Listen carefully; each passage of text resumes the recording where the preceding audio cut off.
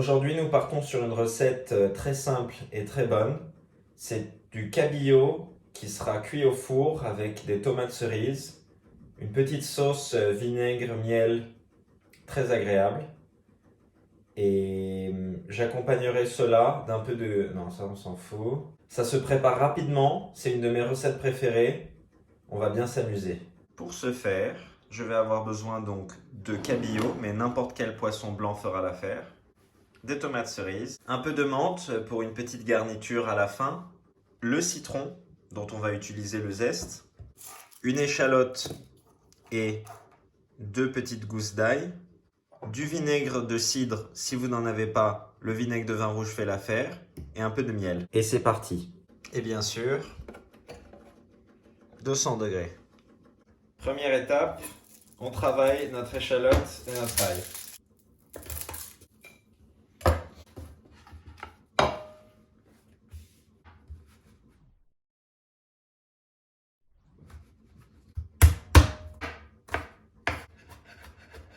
Je vais préparer mes petites échalotes en fines tranches. Je trouvais que ça manquait un peu d'échalote, alors j'en rajoute.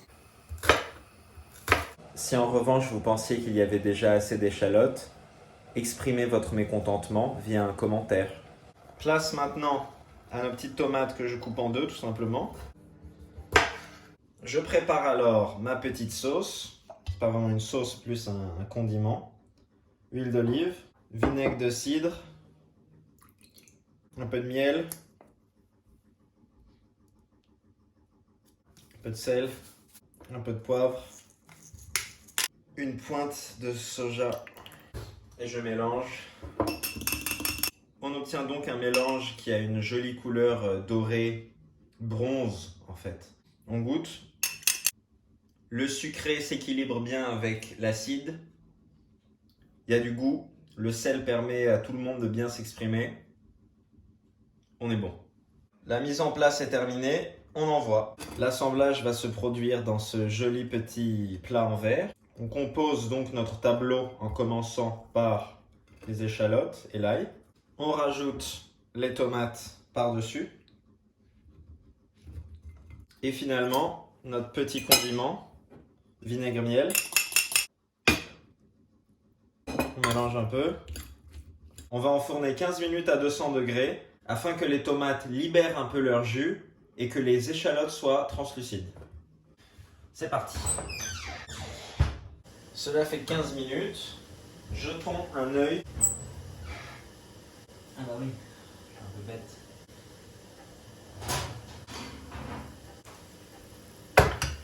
Hop là. Les tomates ont commencé à libérer leur jus, mais mes échalotes ont l'air pas mal.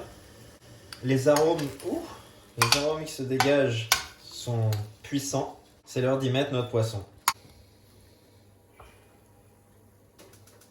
Et on retourne au four une dizaine de minutes.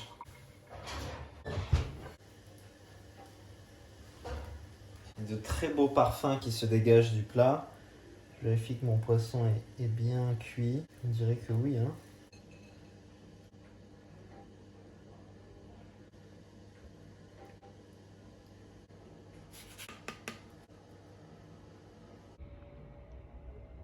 Poisson au four et tomates cerises. Alors, il est comment ce poisson?